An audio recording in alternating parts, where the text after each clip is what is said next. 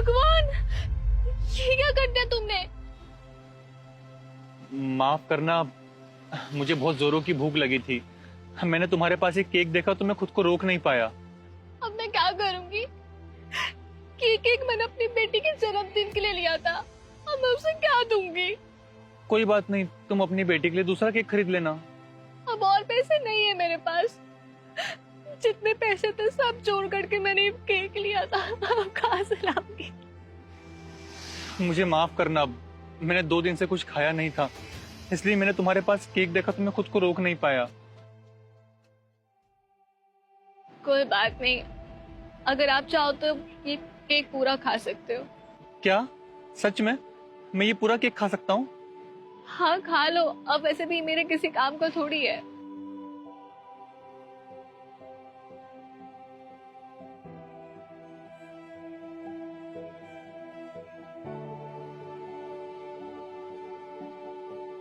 ये 50 रुपए रख लो, मेरे पास इतने ही है, कुछ खाना खा लेना।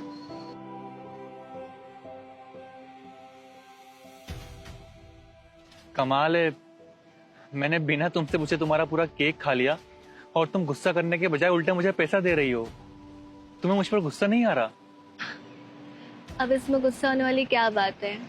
और वैसे भी मेरी माँ ने हमेशा मुझे सिखाया है कि हमेशा हमें दूसरों की मदद करनी चाहिए, हमें उनके काम आना चाहिए।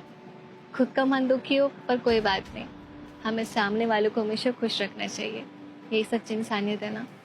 बात तो तुम्हारी सही है, पर अगर तुम्हारी बेटी को केक नहीं मिला तो वो तो गुस्सा करेगी। अब तुम क्या करोगी? नाराज तो बहुत ज्यादा होगी और शायद गुस्सा भी करेगी, पर कोशिश करूंगी कि उसे मना लूं। वैसे मैं उससे किया वादा पूरा नहीं कर पाई हूँ। वादा? कैसा वादा?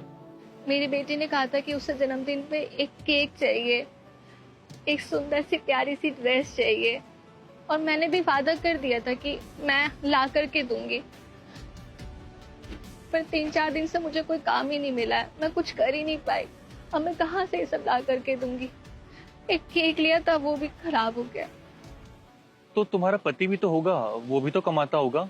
क्या करता है वो? वो अब इस दुनिया में नहीं रहे, सिर्फ मैं और मेरी बेटी है, और हम दोनों का पेट पालने के लिए मैं मजदूरी करती हूँ इधर उधर, ताकि 2 वक्त की रोटी खा सके। प्लीज मुझे माफ कर देना। अगर मुझे तुम्हारे बारे में सच पता होता तो मैं ये केक कभी नहीं खाता। अरे नहीं नहीं, आप ऐसा मत सोचिए। मुझे तो खुशी है कि मेरी वजह से आपका पेट भरा, मैं आपके काम आई। अच्छा 1 मिनट रुको, मेरे पास ना तुम्हें देने के लिए ज्यादा कुछ तो नहीं है, पर ये एक डब्बा है, तुम इसे रख लो। पर मैं इसका क्या करूंगी? मुझे इसकी कोई जरूरत नहीं है। तुम्हें इसी की जरूरत है, यकीन मानो। रख लो, पर मेरे लिए रख लो प्लीज। ठीक है, मैं चलता हूँ, तुम अपना ध्यान रखना।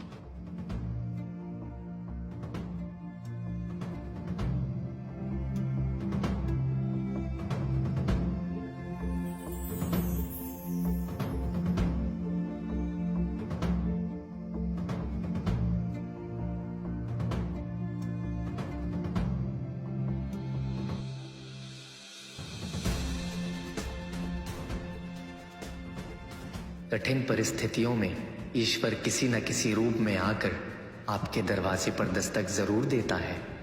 अगर उस वक्त आप एक अच्छे इंसान की तरह इंसानियत का सबूत दें तो किस्मत बदलने में देर नहीं लगती है।